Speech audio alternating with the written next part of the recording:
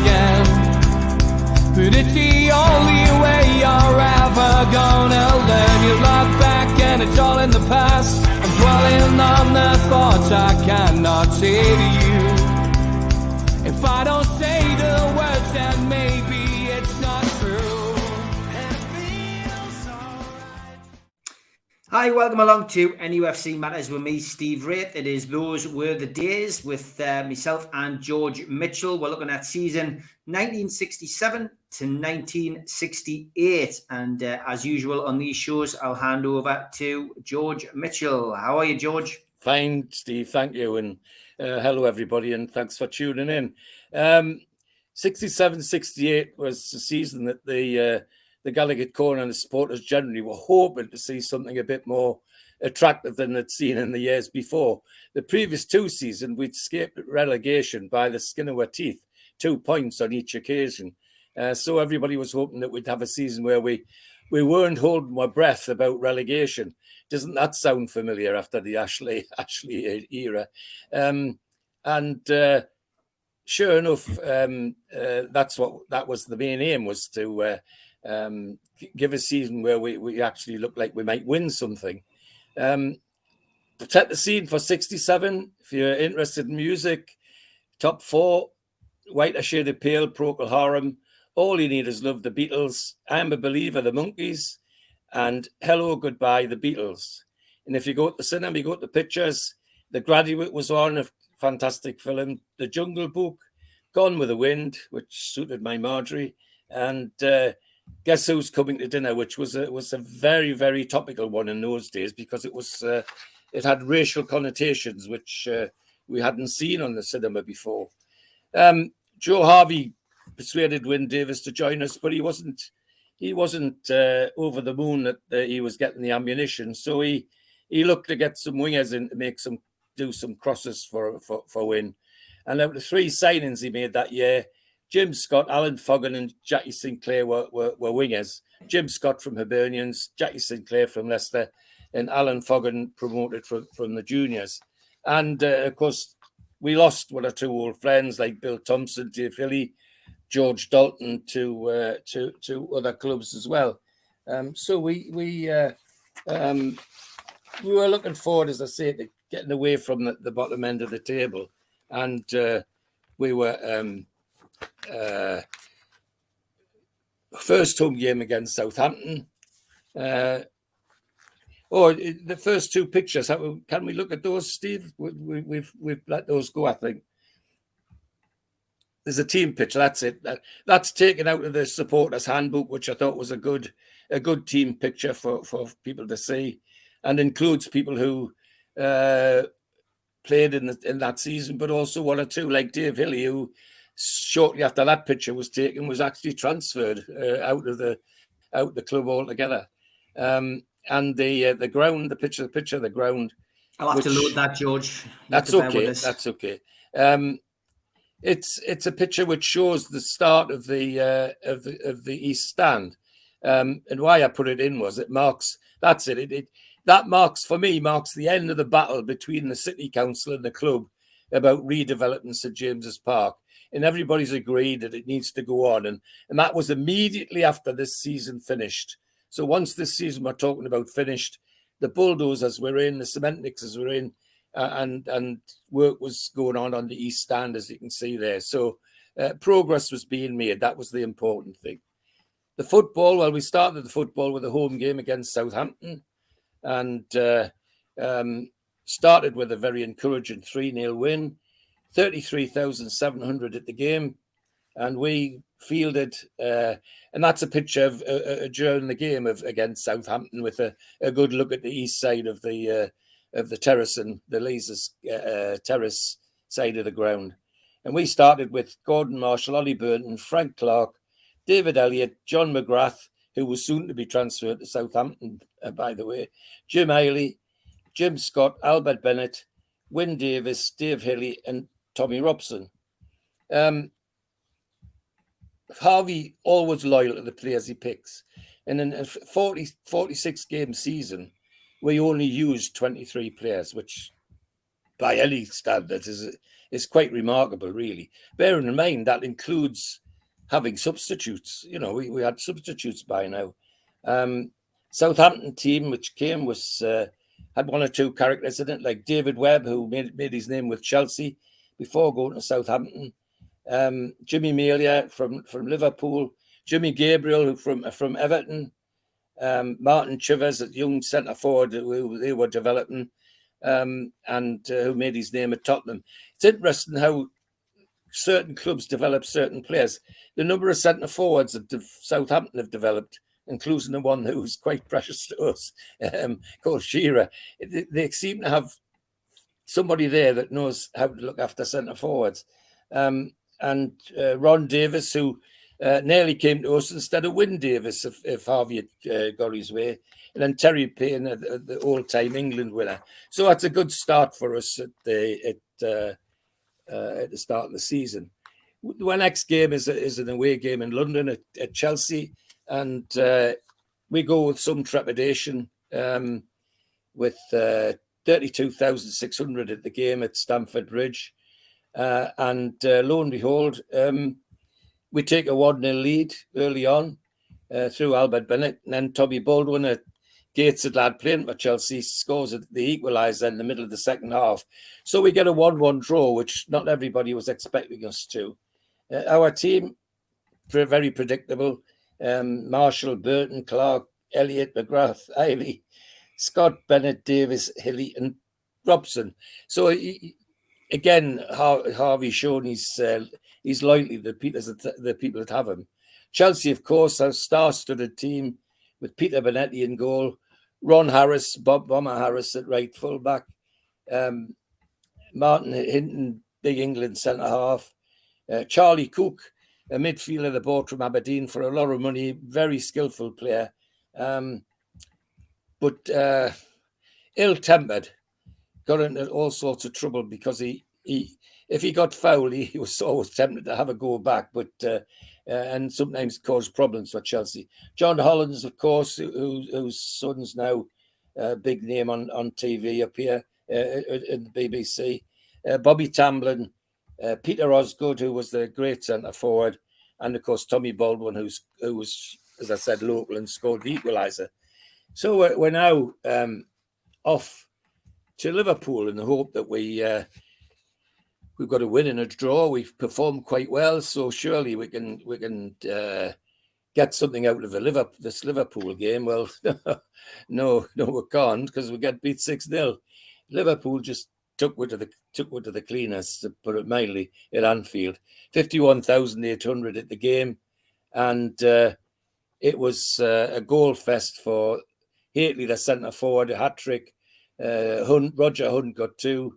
And Emlyn Hughes, a young man called Emlyn Hughes, that just bought from Blackpool, scored his first goal for Liverpool against us. Our team, don't need to read it out. Marshall, Burton, Clark, etc. Same team. And Liverpool, well, full of stars. Tommy Lawrence, the goalkeeper. Chris Laura at fullback. Ron Yates, big centre-back. Tommy Smith, the Anfield Iron. Emlyn Hughes. Ian Callaghan, Peter Thompson, England winger then, who, as I've said many times before, I played against as a schoolboy, and he went on to do bigger things with England. Roger Hunt, who was in the World Cup squad, and Tony Haitley, who they had bought from Aston Villa, and Ian St John, the Scottish centre forward, who was there. So 6-0, well and truly thrashed by Liverpool, and but we're still, with the win and a draw to start with, we're not sweating round the bottom of the league like we had been the previous 2 seasons. So we come home and we have a home match against Chelsea, which is a very quick return game considering we've just come from London. Now, the Gallagher Corner's not expecting much out of this game. We're drawn with them at Stamford Bridge, so I think the reality is that people in the crowd thought, well, if we can get another draw, that would be great after getting a 6-0 thrashing at Liverpool. And so we go with nearly 35,000 in the ground, which was a good crowd. And we beat Chelsea 5-1. totally unexpected. It was, I mean, I remember being at this game, and it was one of those games where everything we touched seemed to head towards the Chelsea goal. It was just incredible. Albert Bennett scored, Tommy Robson scored, Dave Elliott scored, and then Wyn Davies scored a pair. And Bobby Tamlin scored the goal at the end of the game as a consolation for Chelsea. But as I say, a game where we actually absolutely outplayed Chelsea. Every time we went forward, it looked like we would score a goal, and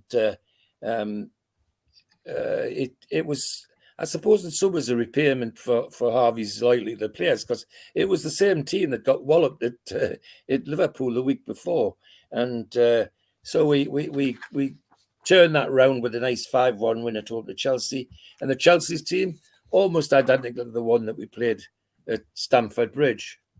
So then we're back at home to Stoke the next game in September, and with a 38,400 crowd, and everybody thinks, well, we've walloped Chelsea, surely we're going to beat Stoke, because Stoke were actually below us in the league at this particular part of the season. Our team, well, you can all read it yourselves. Marshall, Burton, Clark, Elliott, McGrath, Ailey, Scott, Bennett, Davis, Hilly, and Robson. It just shows Harvey's loyalty. And Stoke City, well, characters in Stoke's team, well, Gordon Banks, the England goalkeeper, who made just such a name for himself in the World Cup, and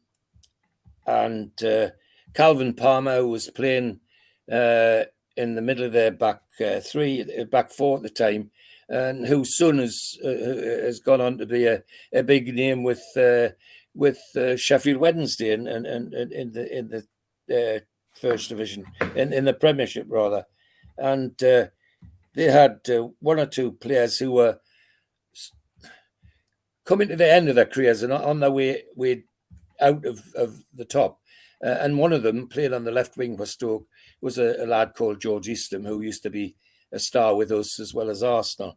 And but the dangerous player was a lad called John Mahoney, who was just coming into the first team, and it was him that scored the equaliser after Wyn Davies had put us ahead at 26 minutes.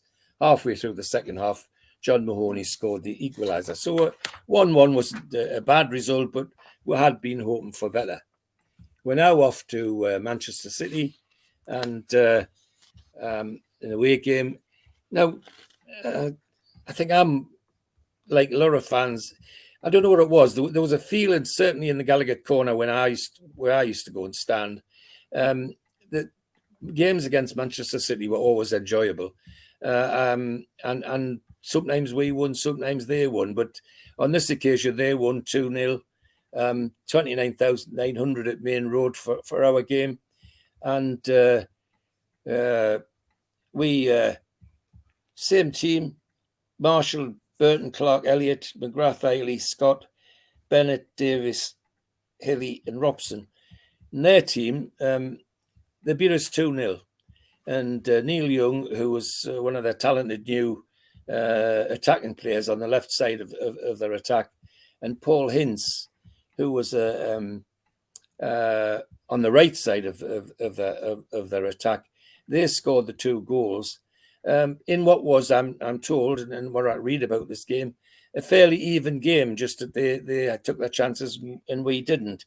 And of course, it's worth mentioning that the manager at the time was none other than the old Joe Mercer, who was a contemporary of Joe Harvey, and a great England man as well.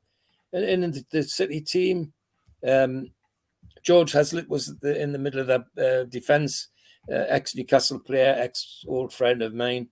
Colin Bell was coming into the team in midfield and starting to make his name for himself at England as well as City. And Neil Young was getting into the England scene and making a name for himself as a clever midfielder, attacking midfielder.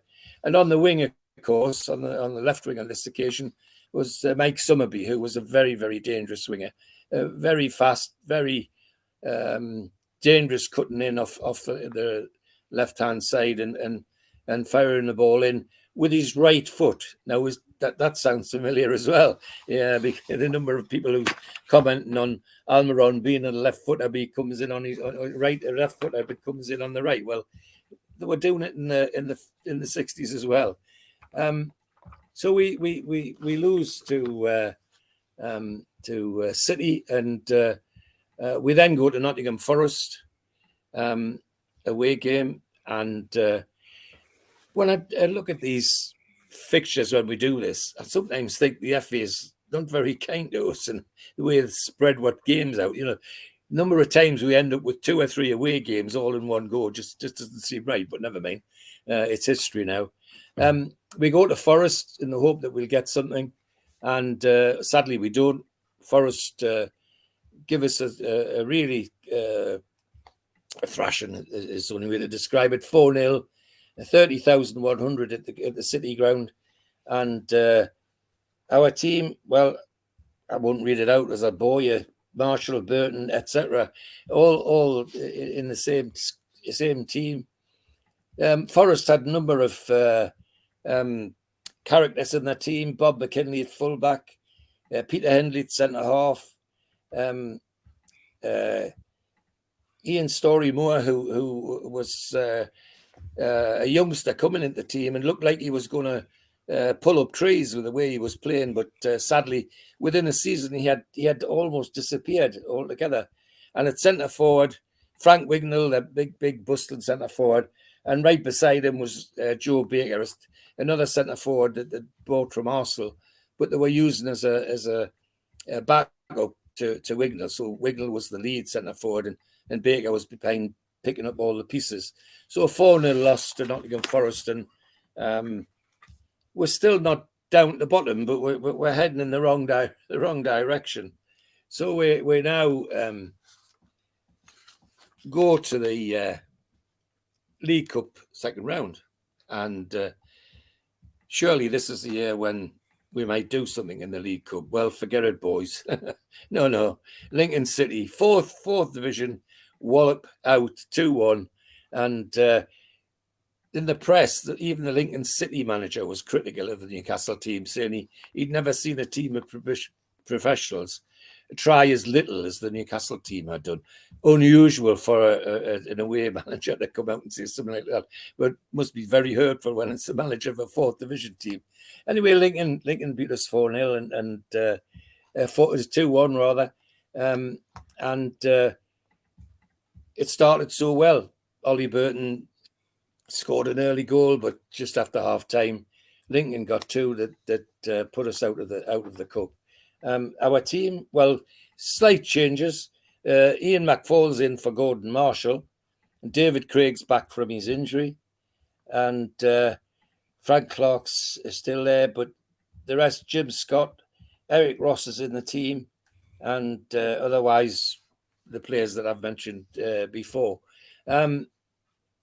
15,400 at the game, and I can tell you it was a miserable loss. When the second Lincoln goal went in, I can tell you that I heard the groan down at the Grays Monument. It was so audible. So people are now starting to think, well, God, if we cannot beat Lincoln, what we're going to do in the league? Are we going to be struggling around the bottom again? Well, next game is a home game against Coventry, and Coventry come with playing well, and they're fairly high up in the division, first division at this period of time. And they come to St James's Park, where we've got 28,800 at the game, and we beat Coventry 3-2. Albert Bennett, Jim Eiley, and Wyn Davis scored our goals, 2 in the first half and 1 in the second. And our team, well, as was played in the last game, McFall, Craig, Guthrie in for Clark, who's got an injury, Elliott, McGrath, Montgomery, Bennett, Scott, Davis, Eiley, and Tommy Robson. Coventry have 1 or 2 characters in the team. Bill Glazier, the goalkeeper, was knocking on the door of the England team and making quite a name for himself. Tony Knapp was the centre half who they'd bought from Southampton. And Dave Clements, another defensive midfielder who was highly regarded. And in the middle of the attack, they had Bobby Gould, a centre forward who became famous as a manager later on with Wimbledon, Eddie Machin, and Ian Gibson, who made a bigger name for himself on Teesside with Middlesbrough than he did with Coventry. So that's a 3-2 win, and it's pushed with the right direction up the league. We're at home to Sheffield United next, Is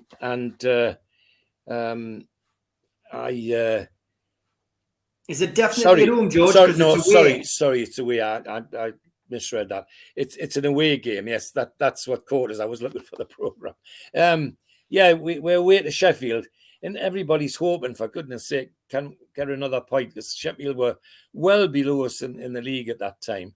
But sadly, we didn't come up trumps. We lost 2-1 at Bramall Lane, 16,300 at the game, and Willie Carlin and Gil Rees scored for Sheffield in the first half, and we got a consolation middle of the second half from Pop Robson. And our team, well, it was back to Gordon Marshall in goal. Ollie Burton was back at full back, and Pop Robson on the right instead of Jim Scott, who was injured. And Harvey, with his usual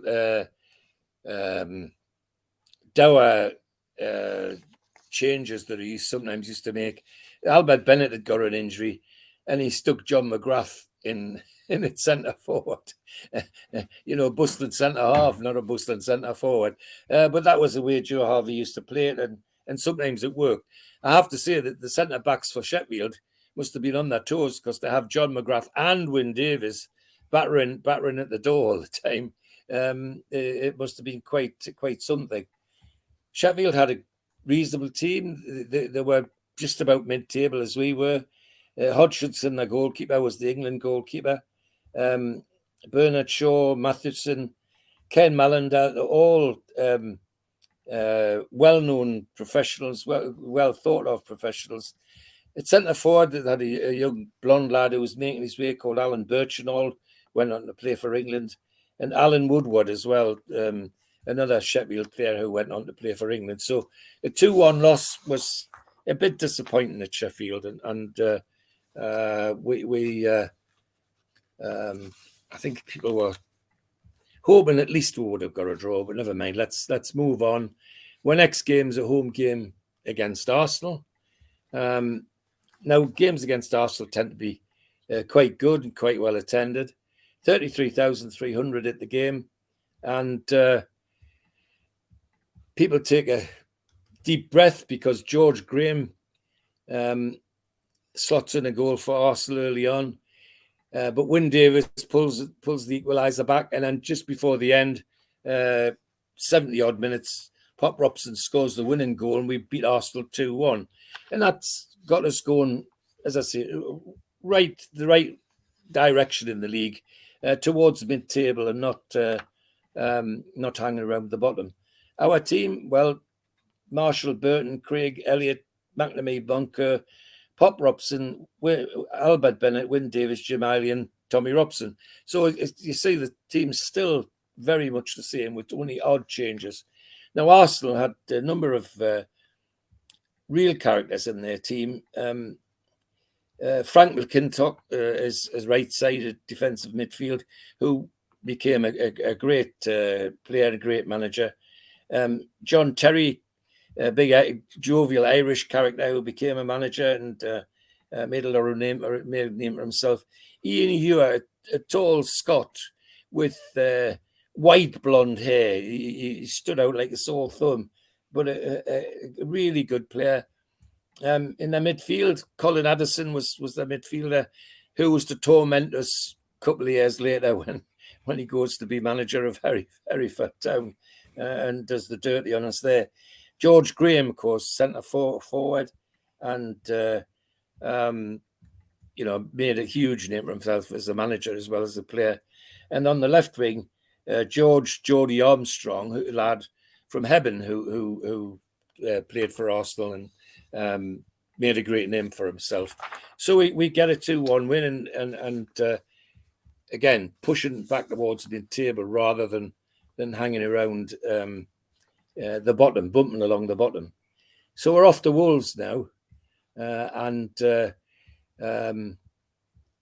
people are a bit nervous about this. Wolves always give us a good game, and I think there's a programme there, Steve. Yep, that's it. And 32,300 at the game, and the lads don't let we're down. They get a 2-2 draw when people weren't really expecting very much, actually people came home, or so I'm told, people came home slightly disappointed because we had an early lead and kept it in the second half, but then suddenly Wolves scored 2 and we were 2-1 down, and then just towards the end Tommy Robson scored the equaliser to get it to 2-2. And our side was as read: Gordon, Marshall, Ollie Burton, Rod Guthrie, Elliott, McNamee, Boncoeur, Robson, Bennett, Davies, Eiley and Tommy Robson. Now Wolves had a number of interesting characters in the team, with Peter Knowles, Terry Wharton, both well known and knocking on the door of England. David Wagstaff, who did play for England, but the centre forward was a big jovial Irishman called Derek Dougan, a real old-fashioned 6-foot-plus centre forward who created havoc with anything that was in the air. So a 2-2 draw was a good result at Wolves, I think people felt, and as I say, pushed us towards the middle of the league rather than the bottom. And we come home then to a game against Fulham, and 27,600 at the match. Now Fulham were having a difficult season. They weren't bottom, but they were bouncing around the wrong end. So everybody thought, well, this is an opportunity to push some space between them and us. And we did. The lads won 2-1 with 27,600 at the game. And both goals scored by Albert Bennett, one in each half. And Alan Clark, Fulham's striker, who they got from Leeds, got their consolation. And our team was unchanged: Gordon, Marshall, Ollie Burton, etc. And their team had a number of characters in it who were notable, and that was John Dempsey and George Cohn at fullback. George Cohn, of course, in the World Cup team. Johnny Haynes in midfield is their long-time idol at Fulham, and only played for Fulham and played a lot of games, about 60 games for England. Alan Clark and Les Barrett on the left wing was somebody they were bringing on, and didn't stay at Fulham much longer after this. About a couple of weeks later, he was transferred to Chelsea for a lot of money. So a 2-1 win, and we're heading towards mid-table now. We're feeling a bit more comfortable and like we could take on the world as ever we could. And we guess what, Steve? A friendly. Yeah. Against a friendly mid-season against Glentoran. I mean, really and truly, you know, I'd unless there was something special in it, I'd dug. Maybe they wanted to, you know, give Glentoran some money, and that's the only way they could do it. I don't know, but anyway, that's what we did, and to cap it all, we lost 2-1 to Glentoran. And it you know, just knocked it. With the season's going well in other respects, and suddenly you get beat by a team of a lower standing, and it kind of knocks the stuffing out of you. At least I think it does. So anyway, we come home and we got an away game at Leeds. Is the next one. And there's the team there. And there's the team. That's Leeds United with Don Revie, the manager, at the far right as you look at that picture. And they became instantly, after that picture of that season, known as the Lily Whites for obvious reasons. And Revy's thinking was that if he dressed them up like Real Madrid, they might try and play like Real Madrid. Well, they didn't at that instant, but eventually they did. They became a very good team indeed, with a lot of characters in it. In the middle with the ball between his feet is Billy Bremner, a little Scots tiger, who I remember from my school days, having played directly against him for the South of Scotland boys, and I was playing with the North of England boys. And what a terrible afternoon he gave me. Tries I couldn't catch him, even kick him, never mind take the ball off him. But never mind. Albert Johansson on the far left as we look at the pictures, South African winger, really dangerous winger. Jack Charlton at the back, the skyscraper at the back, and beside him Norman Hunter, who bites your legs. Such a hard tackler. The makings of a team, much better team later on, but became known because of that strip as the Lily Whites. Anyway, we go to Leeds, and we lose 2-0. I'll be honest, and I think most people in the Gallagher corner at least felt that 2-0 wasn't a bad result against Leeds, because they were playing well at the time. 30,300 at the game, and team, I'm not going to read it out, it's boring, Marshall, Burton, Guthrie, Elliott, etc.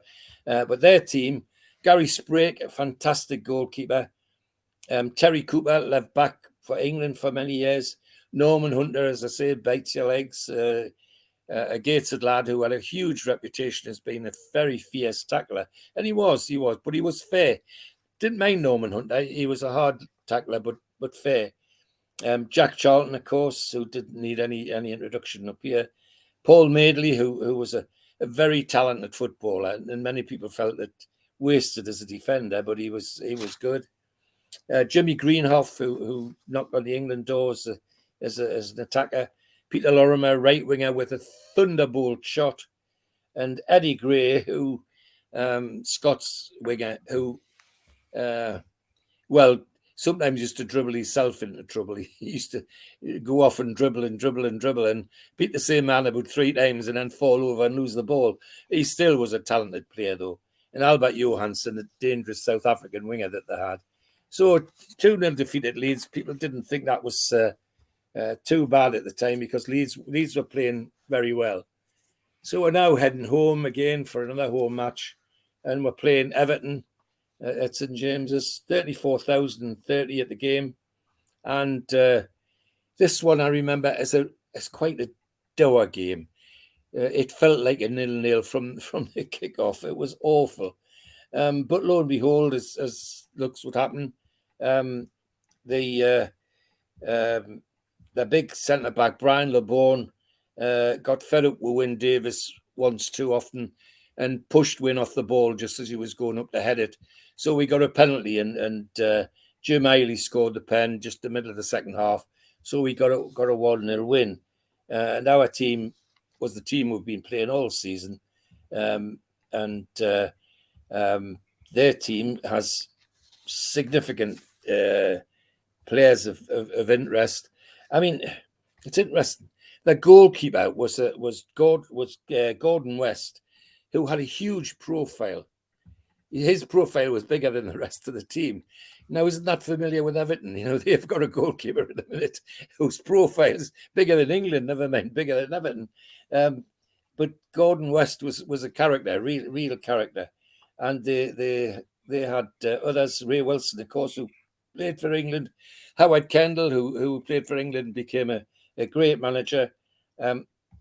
Alan Ball, a World Cup player, and Johnny Morrissey, and Alex Young, a blonde Scottish centre forward, who was a very, very talented footballer, no doubt about it.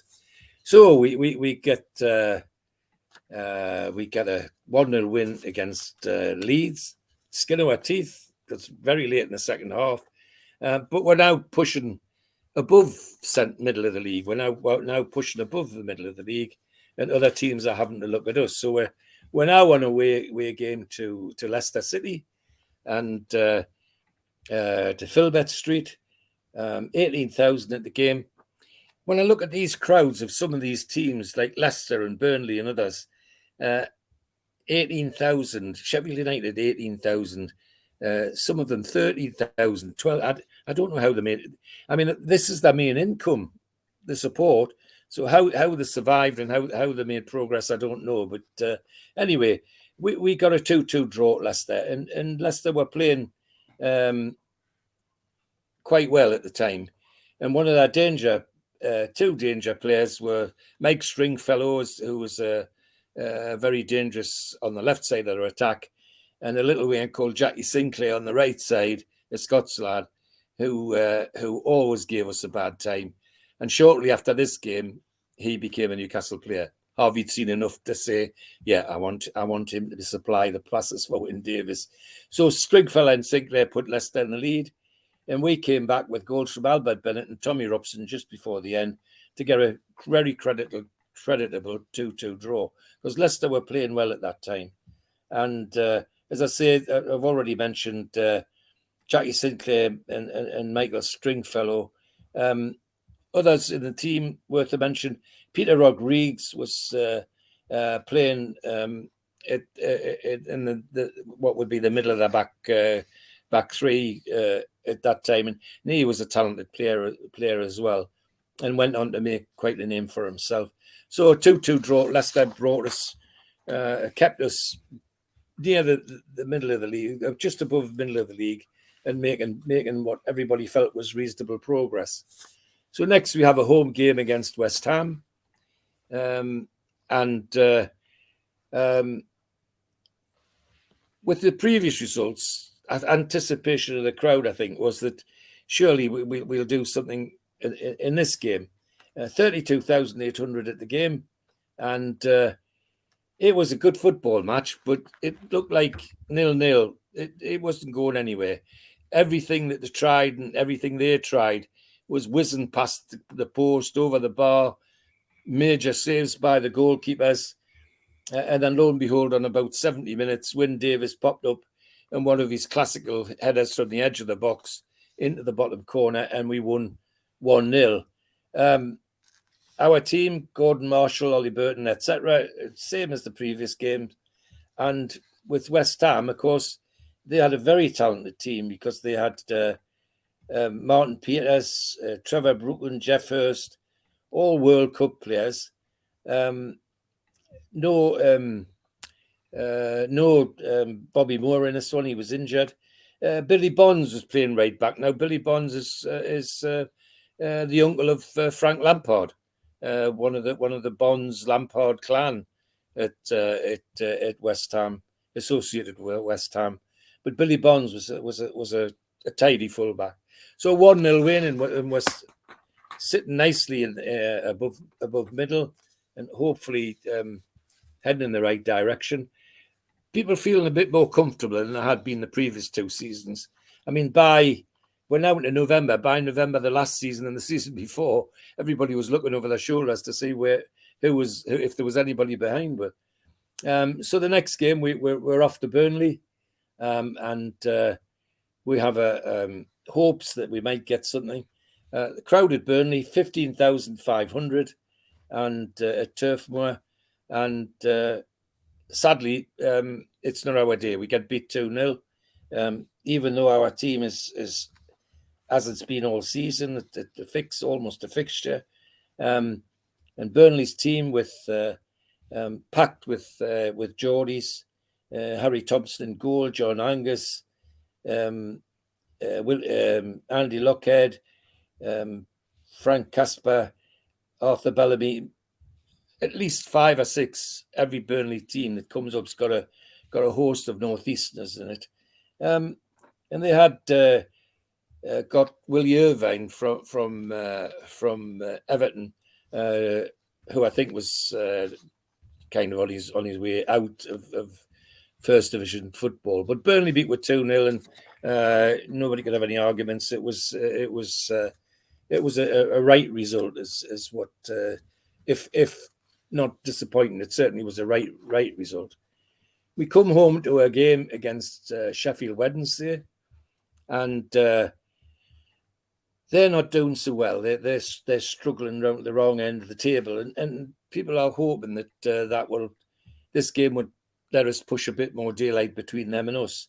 And sure enough, it does. 28,100 at the game. It's St James's.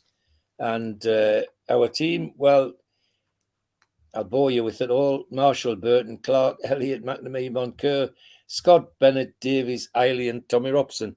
Same as we started the season with, exactly.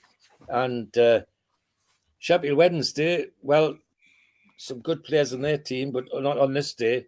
We beat them 4-0. Albert Bennett scored 2. Dave Elliott scored, and Wyn Davies got the final one. Sheffield Wednesday, Peter Springer was the England goalkeeper at the time. They had Jim McCalliog, a Scottish midfielder who was good. Peter Eustace, who was a very talented midfielder. And on the left side of their attack was David Ford, who just a year or so before they'd bought from us.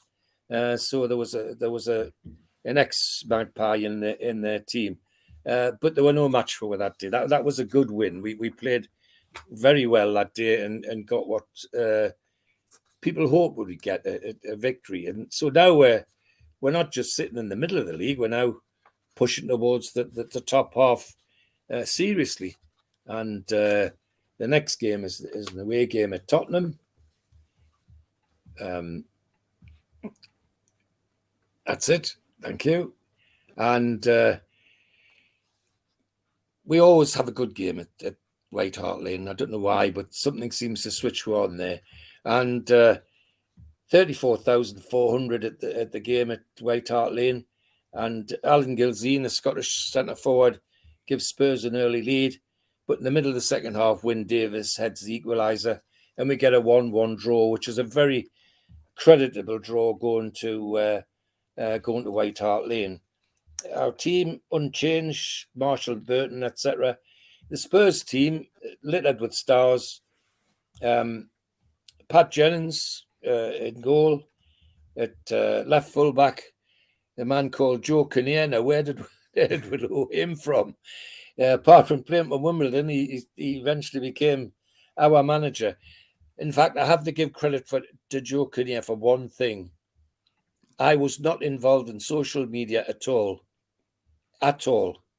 until the day they signed Joe Kinnear as our manager. And then suddenly I wanted to say something. So I went onto Twitter, Facebook, the lot, just to have a go at Joe Kinnear. Anyway, it was just after that horrible 4-letter word rant of a statement he made. I don't think you remember, Steve. It was absolutely awful, absolutely awful. And as I say, that pushed the button. So I got involved with a lot. Twitter, Facebook, everything.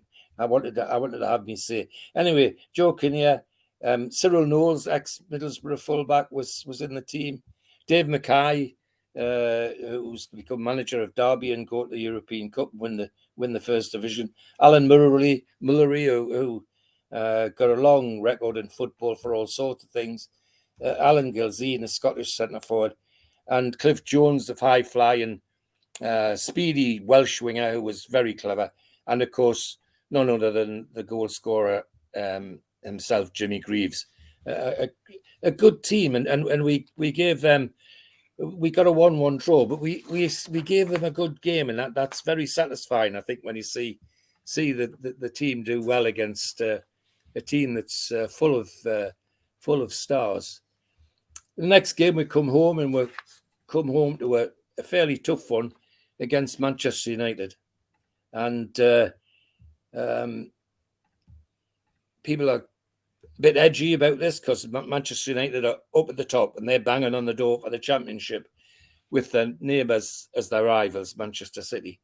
And lo and behold, they're going into the lead through Brian Kidd. Jim Eiley gets an equaliser just on half time. Then Tony Dunn slots in a penalty for them near the end. Then right on the crack of time, Tommy Robson scores an equaliser. So we get a very, very creditable 2-2 draw, a draw that we weren't the pundits were predicting we would get turned over in this match. Our team was predictable: Marshall, Burton, etc. And of course, the Manchester United team absolutely littered with stars: Alex Stepney, Shea Brennan, Bill Fuchs, David Sadler, Francis Burns, Tony Dunn, John Aston, Paddy Curran, George Best, Bobby Charlton, and Brian Kidd. That really is a superb team, and they were a superb team. So to get a 2-2 draw, even at home, was regarded as a very creditable result. Everybody heaved a sigh of relief. We're away to Southampton now, and everybody's hoping that we might get something out of this game, because Southampton aren't up in the league as we are, and they'd had one or two poor results. So off we went to Southampton. 19,400 at the Dell, and our team was a very predictable: Marshall, Burton, Clark, etc. In the team. Well, Clark in for Guthrie, because Clarkey was got over his injury. And so Southampton, again with the characters I mentioned in the first game: David Webb, Jimmy Melia, Jimmy Gabriel, and then a young man called Mick Shannon suddenly has appeared. Now, Mick Shannon played for England for years and Southampton for years, and was a very talented forward and scored lots of goals. Martin Chilvers was still there, Ron Davis and Terry Payne, the England winger. And they were a good side, but they weren't up as in the league as we were. And we got a 0-0 draw, which I think most people thought was a good job, well done, really. And again, it keeps us looking up rather than looking down, as we've got used to doing in the past 2 years.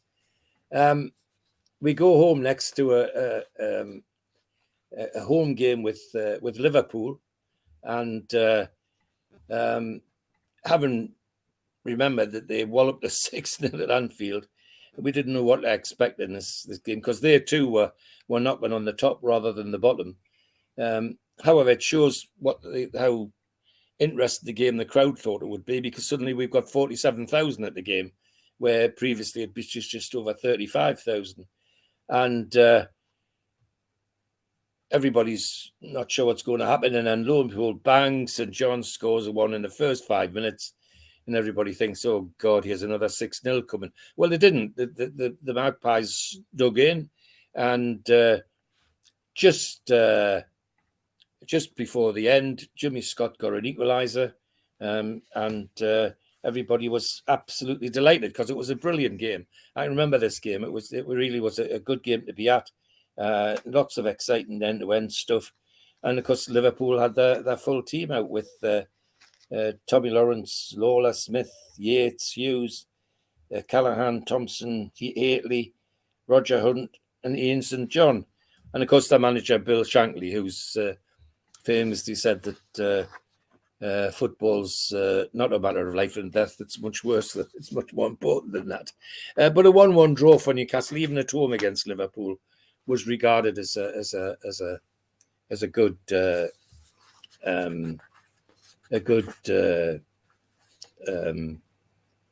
result. Now we're at home to Sunderland, and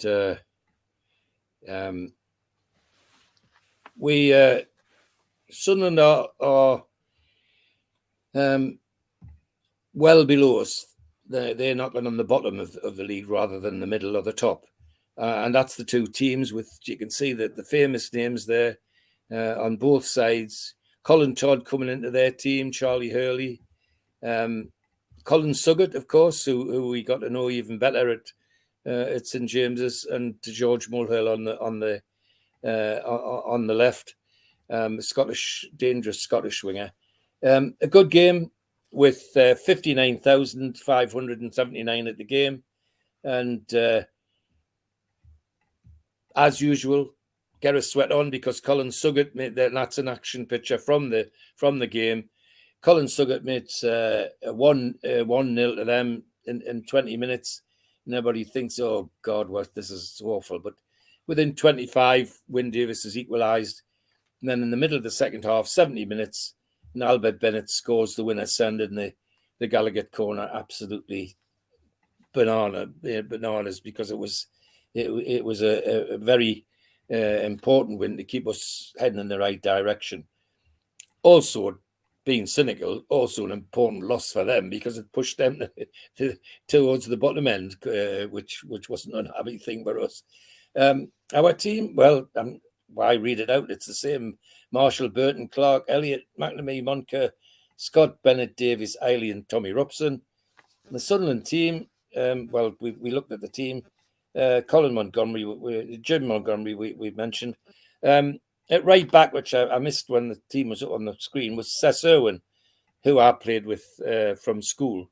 Nice lad, Sess. He now has, he used to have, and I think it's still there, a news agent in Ashington, where he hails from. But a nice lad, Sess. We went to Burnley together, and Alan Brown took him to Sunderland when he changed from Burnley, and so our next game is Sunderland away, because this is the Christmas fixtures where the FA for once does something sensible. When it's a derby game, that they play one game one day and the other game the next day. So 26th of December, which is my birthday, we beat Sunderland 2-1. 30th of December, we go to Roker Park and we get a 3-3 draw. And that's the Sunderland squad at the time. Big squad it was. Second row down, second from the right, as you're looking at, that's Sess Irwin, who I've just been talking about, next to Charlie Hurley, the big Irish centre-half, who was a brilliant player. So we go to Roker Park, and I've got to say, set off like a train on fire, we did. Ollie Burton, 10 minutes, a penalty, and we think, oh, this is it. We're in for a win here. But lo and behold, Colin Suggett, it would be somebody who eventually played for us, 2 goals in 2 minutes, and they're 2-1. And then just after half time, 47 minutes, Bruce Stuckey, who was playing for them then, scored the third. And well, I remember being in the Roker end, the Roker end with my father, and thinking, well, this is going to be a sad bus journey home, this one, because we used to go to Jarrow and travel on the Sunderland buses. And but lo and behold, 69 minutes, Ollie Burton scored another penalty. And then just before the final whistle, there's a scramble in the goal mouth from a corner, and who should pop up and stick it in? Big John McNamee. A diving header. Diving, his nose must have scraped the ground, he was so low. But Big John didn't matter. There was boots flying all over, but Big John McNamee still got his header into the net. And we expect no less from John, because he was hard as iron. But a good game, a game which both teams performed well. 46,000 at the crowd, which I think reflects Sunderland's position in the league. That would normally be 50-odd thousand for a derby. Now that's from the top of the clock stand, which is a good view of the Fulwell end, and it's as I say, just a good view of the ground altogether.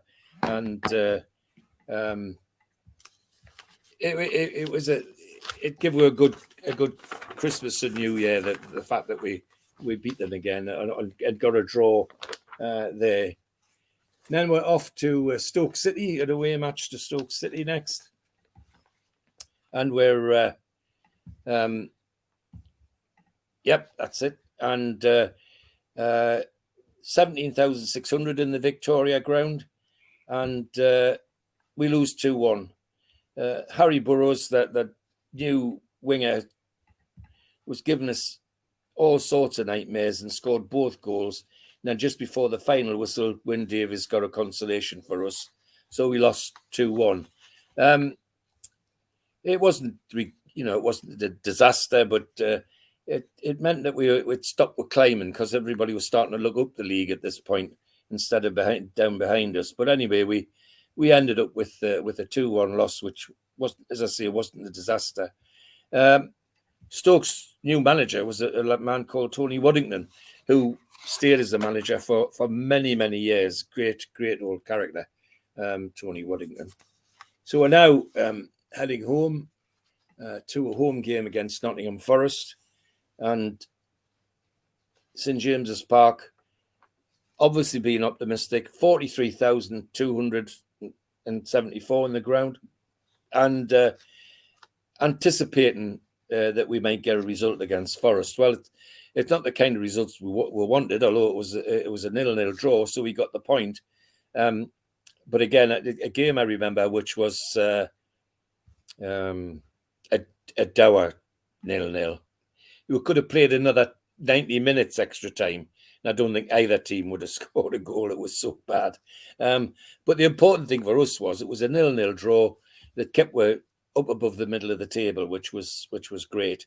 And the team, well, just to remind you, Marshall, Burton, Clark, Elliott, McNamee, Moncur, Sinclair, Bennett, Davies, Eiley, and Tommy Robson. Forest, it's the same team that we played at the City Ground in Forest, except that in their midfield they have a man called Dave Hilly, who just a couple of weeks before, a couple of months before, they'd bought from us, and David Hilly had quite a tidy game in this match, but like all the others, he never looked like scoring. Like nobody else did either. So we're now going to an away match to Coventry, and Coventry are playing some good football and are about mid-table. So the expectation is, can we at least get a draw? Well, we do better than a draw. We'll beat Coventry 4-1, and really well and truly beat them. The worst thing they ever did was to score first. Jerry Baker scored for the first in about 5 minutes. But after that, it seemed to kick Newcastle up the bum because they went berserk after that. And Jimmy Scott and Jackie Sinclair on the wings was tearing the Forest defence to pieces. And Wyn Davis took the crosses that they were pulling in and scored 2. Tommy Robson scored, and Jimmy Scott scored. So 4-1 was the score, and we a well-deserved victory, a good victory. Now the team was the same as has been previous weeks, except that Albert Bennett was injured, and Jimmy Scott slotted in alongside Jackie Sinclair to replace Albert Bennett. So we're now above middle of the league. We're well above middle of the league, and people hoping, well, who knows? We might get into this Fairs Cup thing that I keep talking about. Anyway, we now come to the FA Cup third round. Surely, can we have a cup? We've got to have a cup run, surely. Who are playing? Carlisle United. Well, it's nailed on, isn't it? That we'll get to the fourth round at least. Nothing nailed on with Newcastle, I'm afraid. Carlisle made we look very silly. Beat were 1-0 and easily. And a reflection of the optimism of the Gallagher crowd. 56,569 to see Carlisle, because it was an FA Cup third round. I mean, and people say the magic of the cup's dead. It wasn't really dead then, because people were coming up in their droves to see the FA Cup. But sadly, Carlisle made sure we didn't get any further.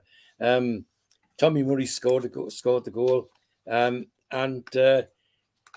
we just couldn't hack it. We just didn't get out of the starting blocks.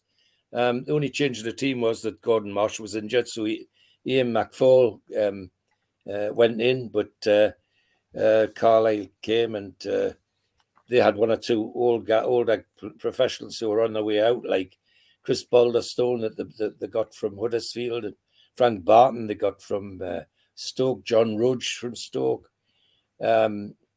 Peter Garbett from Sheffield Wednesday, but they just wouldn't let us into the game, and we didn't seem capable of getting into the game, which was very sad. But end of the FA Cup, boys, I'm afraid. So we're back to the league and hoping that we can pull that back by making progress in the league. So we're at home to Sheffield United. Is the next game, and the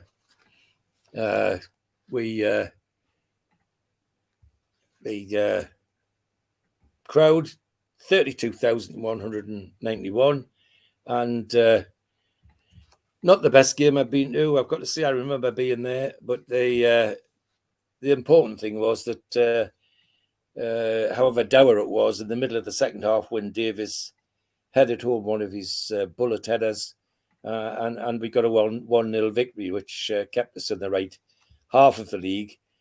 Gordon Marsh was back in goal, otherwise the team was as had been. Marshall, Burton, Clark, Elliott, McNamee, Moncur, Scott, Pop Robson, Wyn Davies, Jim Ailey and Jackie Sinclair. Sheffield United had the full team out with the England goalkeeper Alan Hodgkinson in goal. Actually, Alan Hodgkinson was the England goalkeeper, but very controversial because he wasn't a very big guy for a goalkeeper. He was barely 5'10", I think, which for a goalkeeper was quite small.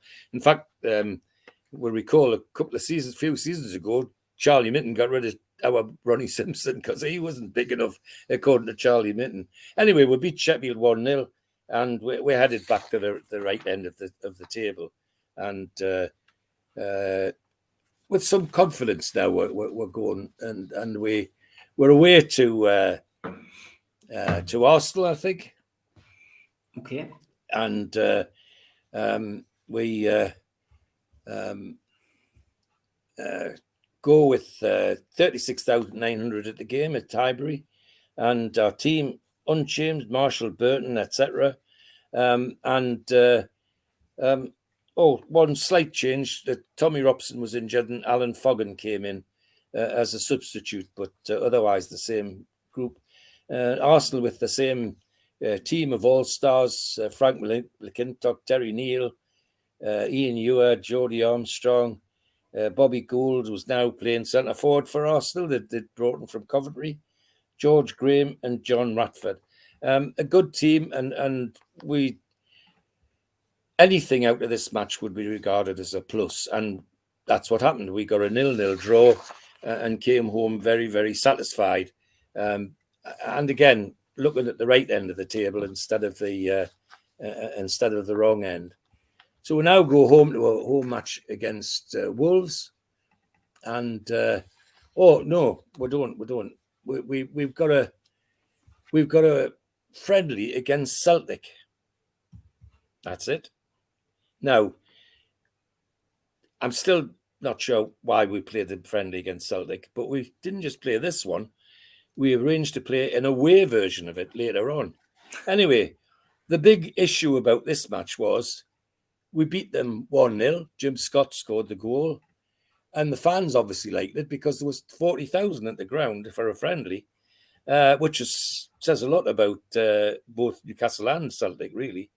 The only trouble was the Celtic fans caused amazing damage and uproar down in the city, turning over restaurants and thieving in the shops. And, they really left a disgraceful mark on the city after their visit to Tyneside. I don't know how many hundreds were locked up, but it was an absolute appalling event. Now, I remember I had an aunt that worked in a restaurant in the town, and she said they were filled with Celtic supporters, and she was the manageress, and one of the waitresses came and said, "I've just asked them for the money." He said, "Take it out of me nose." So my aunt said, "Don't go back, just get rid of them as quick as you can." So the whole restaurant, free food for Celtic supporters because they wouldn't pay.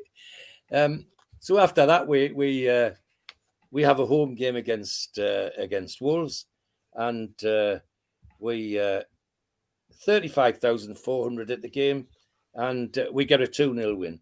And everybody's absolutely thrilled with that, because we're now, as I say, not just in the middle of the league, we're pushing towards the top of the league.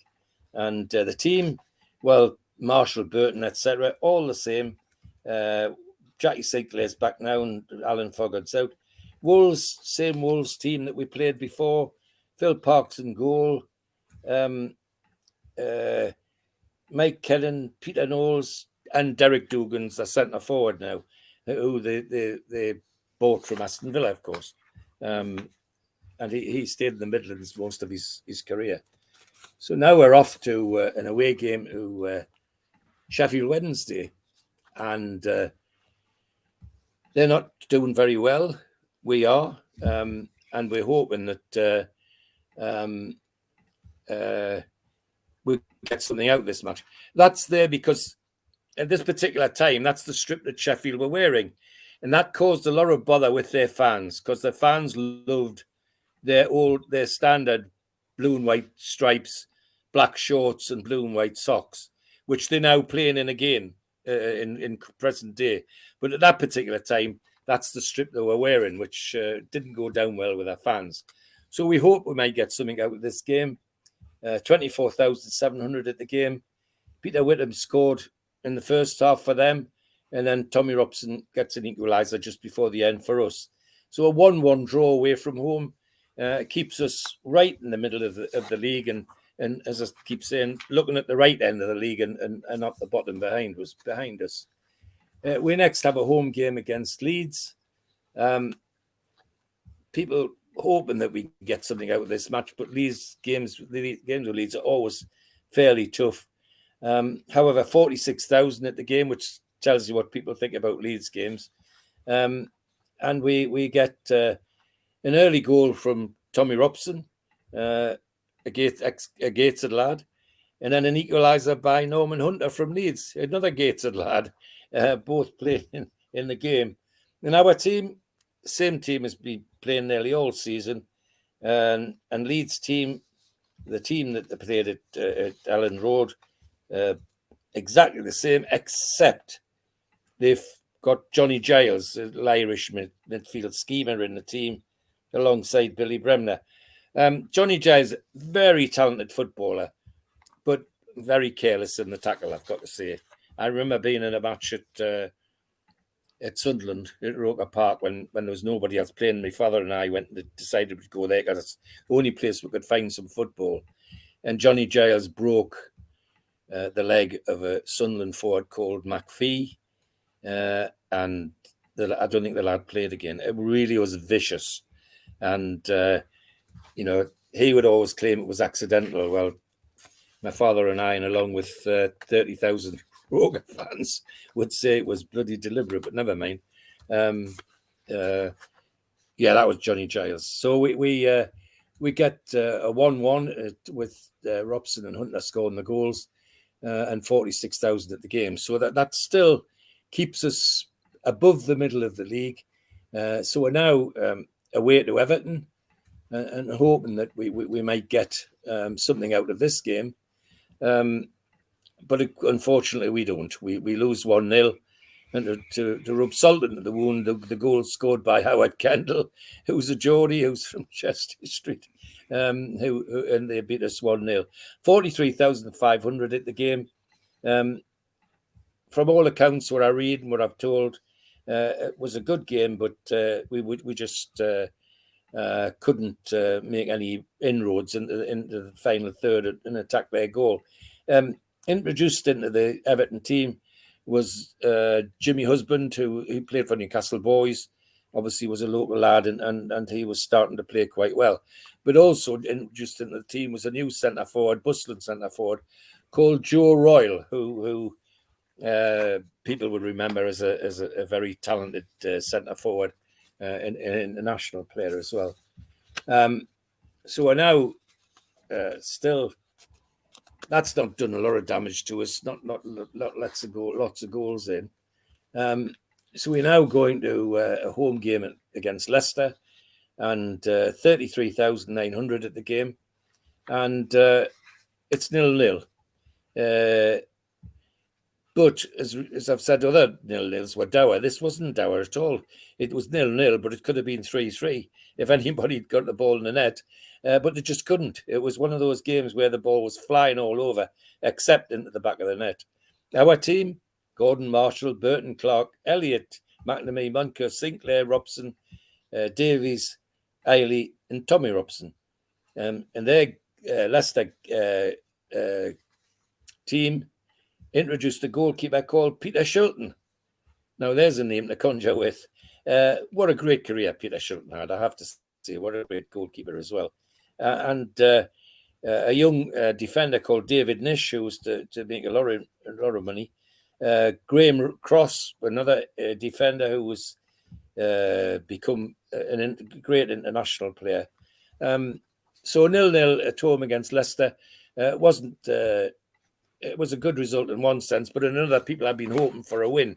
However, the important thing, as far as we're concerned, is we're still above the middle of the first division, which is compared to the previous seasons where we're hanging on by the skin of our teeth, what is doing very well. So we now go to West Ham United, and we haven't been above them in the league all season. Everybody thinks, well, surely we might get something at West Ham. Is there a programme there for this one, Steve? There's not, no. No. And 27,700 at Upton Park. Now, it's interesting. On these statistics that I get, it says Bowling Ground, Upton Park. Well, they still used to use Bowling Ground, but it's always been Upton Park to me. I don't know about anybody else, but never mind. It's just interesting how they use the names. But we went when West Ham were on form and got thrashed 5-0. I mean, it was awful, absolutely awful. Trevor Brooklyn hat-trick and John Sissons got 2. That was the 5 goals. And we never looked like getting into. And they had the full team range of players out, including Bobby Moore and Frank Lampard and Trevor Brooklyn and Harry Redknapp, Billy Bonds, Martin Peters, and John Sissons. So 5-0 wasn't what we wanted, because it's sending us in the wrong direction. And so we're off back home after that drubbing to a home match against West Brom. 40,300 at the game, and a 2-2 draw. It was a good game. I remember being at this game.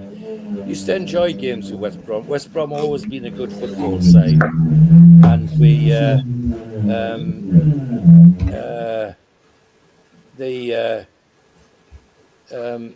I think that's the away one, Steve. Later on, we got a 2-2 draw with Jim Ailey and Tommy Robson scoring for us, and Ronnie Rees, who played for them, getting 2 in the second half to give them an equaliser.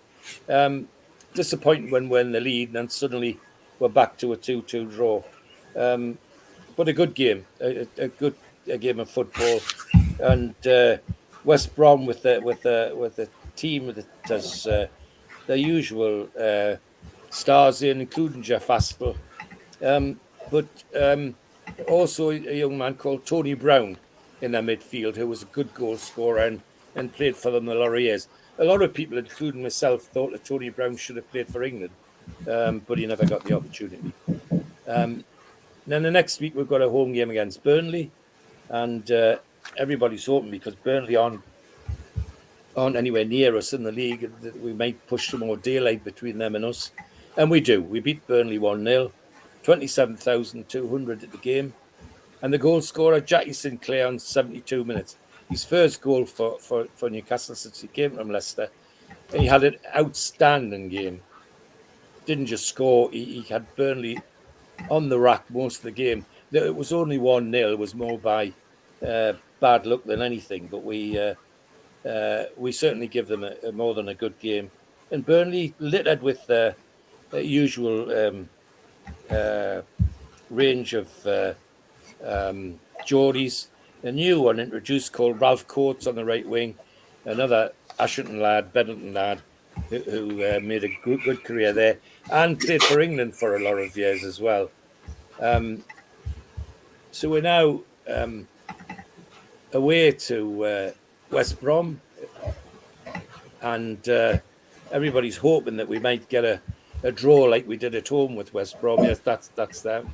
And but unfortunately we don't. West Brom are right on form, and of course that's Jeff Astle heading at St James's at the previous game, but it just a typical aerial shot of just Jeff Astle at how good he was in the air.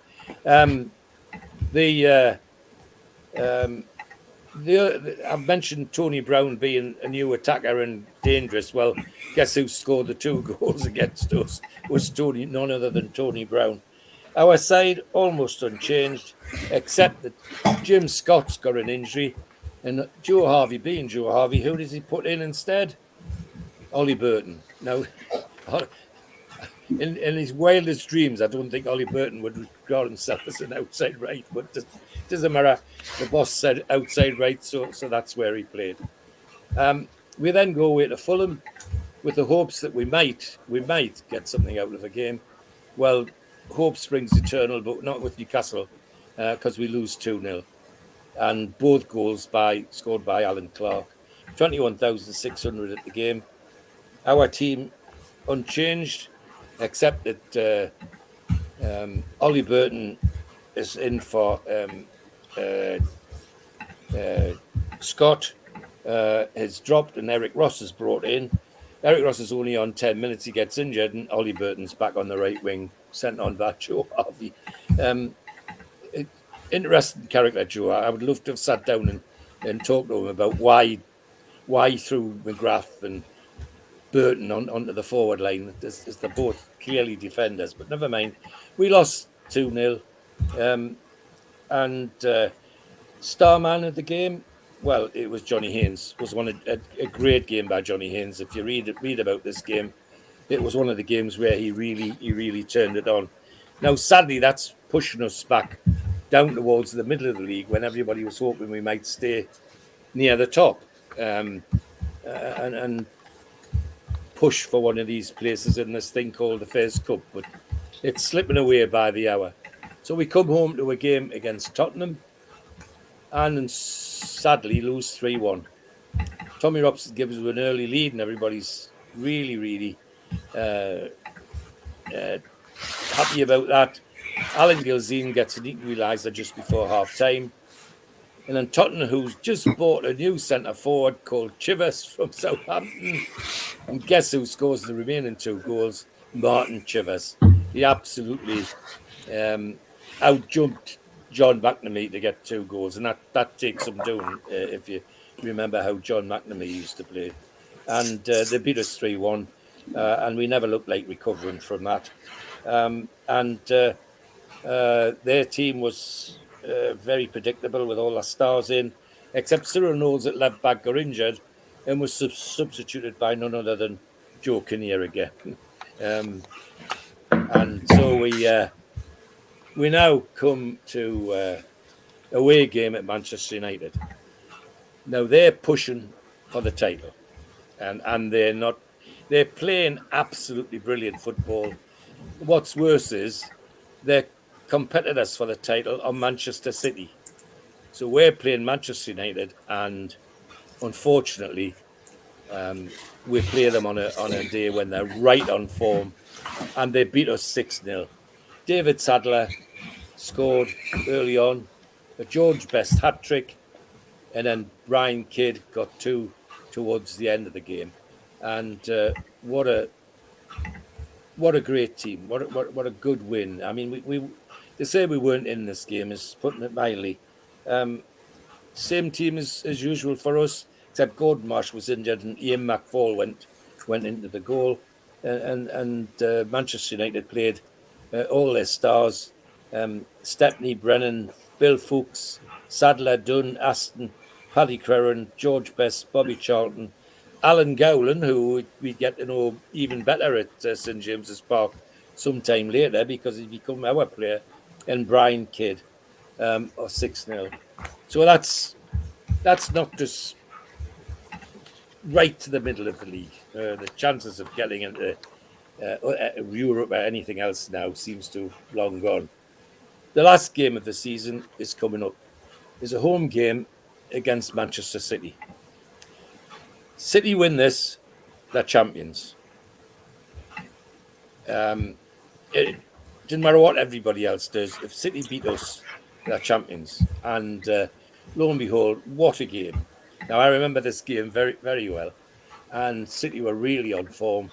And Summer be their ringer, scored in 13 minutes. Brian Robson equalised on 14. Young, the midfielder, the attacker, scored on 31 minutes.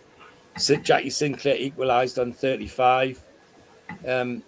Young scored again on 48. Then Francis Lee scored what proved to be the winner on 63. And right at the death, John McNamee got a header to make it 4-3. Now, I think there's a series of pictures from this game. Is this? There is, yeah. Just bear with us. I'll get them on screen. That's Francis Lee scoring his goal against Liam McFall, what turned out to be the winning goal. And that's Young after he'd headed one of his goals in during the game. And that's Franny Lee celebrating a rare coloured photograph for that time. That's him standing right. Can you imagine a player now doing an opposing player standing in the Gallagher corner and doing that? Because that's where he is. When it was announced that City had won the championship, I don't know why our supporters decided to run on the pitch. It wasn't us that won the championship. It was Manchester City, but everybody was. It was that kind of game. It really was a fascinating game, even though we lost 4-3. And that City in the dressing room celebrating their win has poignancy for me because at the back with the blonde hair holding the plastic cup is George Heslop, who I played with at Newcastle, and in front of him is. To the side of him is Colin Bell and one or two others who made great names for themselves. A dishevelled Franny Lee on the end there, but that's them celebrating their win and win the league title they did, and we finished 10th. We didn't solve the goal problem completely, but at least we were scoring 54 goals, where in the season before. 39 in 46 games the season before. I mean, how desperate is that? But we were 10th, so a creditable season. However, controversy was to come because of all the rules around the Fairs Cup, the one city, one club rule, all the teams above, the two Manchesters, Liverpool, Everton, Chelsea, Tottenham, West Brom, Arsenal, all got involved in this one city, one club rule, which knocked them out of the Fairs Cup. And anyway, most of them wanted to be in the European Cup anyway. So we ended up getting a place in the Fairs Cup, which caused ructions in the First Division. But hey, we're in the Fairs Cup, and that's what we've got to look forward to. So a hard-fought season, but a one where at least we're making progress this time instead of hanging on by the skin of our teeth, and quite enjoyable. So there we are, 67-68, and we're in the Fairs Cup. Great stuff, George. As always, mate, thanks for taking your time to put the preparation in, the photographs and everything, and thanks for taking part. Pleasure. We're going to finish off with the ads, mate. Until the next time, take care. Thank you. A big thanks to our sponsors, Skips and Bins, telephone 0800 25 45 25 3, email inquiries at skipsandbins.com, website skipsandbins.com, easy contract free and pay as you go waste collection. Thanks to Darren Baldwin Funerals, based on Old Durham Road in Gateshead. Their phone number is 0191 478 2730. You can email Darren at darrenbaldwinfunerals.co.uk or go to the website darrenbaldwinfunerals.co.uk. Thanks to Garden of Healing Dispensary, CBD, hemp and cannabinoid specialists based on Nunn Street. The GOHD.com is their website. And thanks again to 3 Property Investments, who specialise in sourcing investment properties for their clients who are looking to invest in the North East.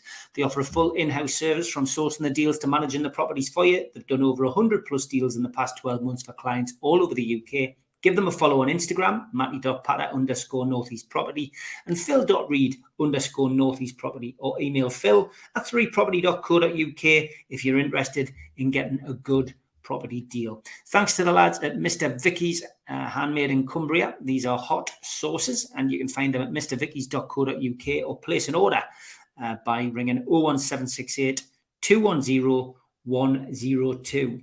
Thanks also to the lads at Blowhole Brewery, a fine amount of ales available from their website, www.blowholebrewery.co.uk. Thanks to Media Arts for all the help with the video technology. Thanks to qtechshop.co.uk, the makers of pool tables and snooker tables in Wallsend, Newcastle, and the guys who run our website, nufcmatters.com. If you want to subscribe, hit the badge in the corner and you can subscribe for free. Still do 7 shows a week. Hit the thumb up to like the video and click share to share to your social media. We're also available as a podcast on iTunes, Spotify and the rest. And if you want to become a member, click join underneath this video, or you can put your smartphone over the QR code. It will take you to the membership section of the website. If you choose to go that way, then you will get a pen, a cup, a scarf and a membership card and entry into the monthly draw for a one-off payment of £25. We also give you something for free. If you want a car window sticker, email john@nufcmatters.com and he will send you one if you are a subscriber. We also help the food bank on here. NUFC fans, foodbank.co.uk is the match day bucket. If you go there, you can make a virtual donation at any time of the year. And don't forget, Peter Beardsley Soccer School, October half term, Monday the 24th to Friday the 28th of October. You can book now, peterbeardsley.soccerschool.com. Peter's also running Monday night training on the 26th of October. Again, the same website. And if you want to meet Peter Beardsley, well, you've got 3 chances. Newcastle Legends game, Friday, October the 14th. The Peter Beardsley talk-in is taking place after the game. Tickets for this are available from nufcmatters.com. Adult admission is £5, junior admission is £2. The talk-in is adults only, and that is a tenner. And the events are all taking place at the Fox Hunters Pavilion in North Shields. We've got Peter Beardsley available, tickets available for the St Dom's Catholic Club show. You need to go straight to their website and you just buy your tickets there. And for this one at the Irish Centre, tickets are available now on nufcmatters.com. Don't forget, Supermax at the Dog and Parrot, every pre-match and every post-match, every home game. And John Gibson and John Anderson are at Pumphrey's pre-match only. If you did like our true crime stuff, it has all migrated to the True Crime channel. So get yourself across there on YouTube and subscribe today.